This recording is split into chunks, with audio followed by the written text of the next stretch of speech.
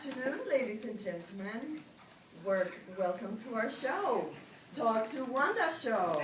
Let's get a round of applause, please. Let's get a round of this show. And our guest today is a very special guest, because our subject for today is why marriage works. So I will present to you Mr. Chris Paolucci, who I will be asking very interesting questions about marriage. What is the secret to marriage? So, welcome to our show. Please give a round of applause. Welcome to our show. What are the secrets to a great marriage? Well, there's many, but I think the most important keys to a great marriage is communication, forgiveness, and having God in the center of your relationship. So important. That is so important. Thank you so much for mentioning God, because nobody nowadays wants to mention God. They get complicated. I don't know why. What are the dangers to avoid in marriage? Wow, dangers. I can tell you, because I've experienced the dangers myself, being too involved in work can really become such a detriment to your marriage, because you become so addicted to your job that you have no time for your wife or for your children, and the marriage really suffers. And there's so many different pressures at work that cause this to happen. But I would say to you that along with that is, the fact is today, with the advent of social media, Facebook, Twitter, there is such a desire for things to happen where you can meet other people beside your wife, beside your husband. So you have to not be complacent when you're on social media, because you could face yourself right in the face of an affair within a few conversations.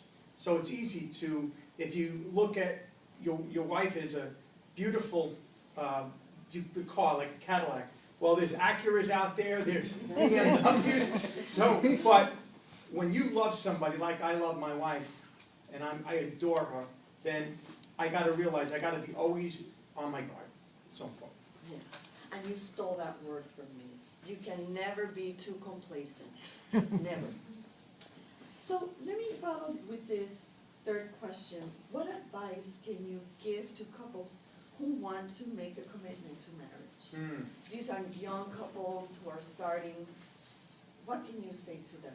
Well, I would tell them to realize that if they would just ask for help if they need it, forgive one another, being always willing to say you're sorry, always apologize when you have an argument, and don't go too long being angry with each other. It's so important to do that, and also it's important that you continue to keep that flame alive between both of you, and don't let other influences cause that the flame to die down. So important.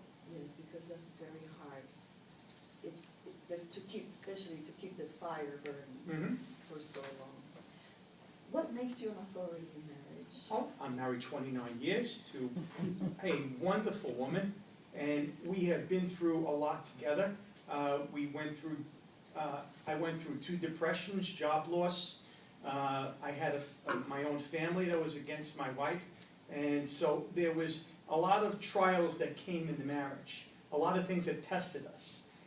We had run a ministry in a church for about 4 to 5 years, a married couples ministry, where we helped other couples by counseling them, by giving them advice. We brought in people that did seminars, that we did different things with married couples, and being the fact that we were transparent.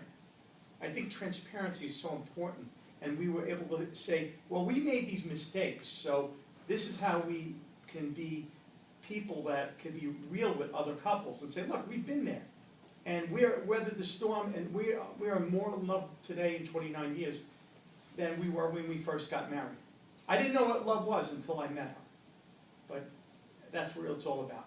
That is beautiful. Thank you. How do you use your marriage as a ministry to help others who need it? Well, I think how I use it by basically, and I'll talk about this, is by sharing our marriage with other people and explaining to them how we have made mistakes and how we've grown together, how we love each other, And even when things happen, whether it be things within marriage for a family causing pressure for you, or it could be your own family giving you trouble, there's so many things that can stop the communications to die down. Don't go to bed mad. It's so important.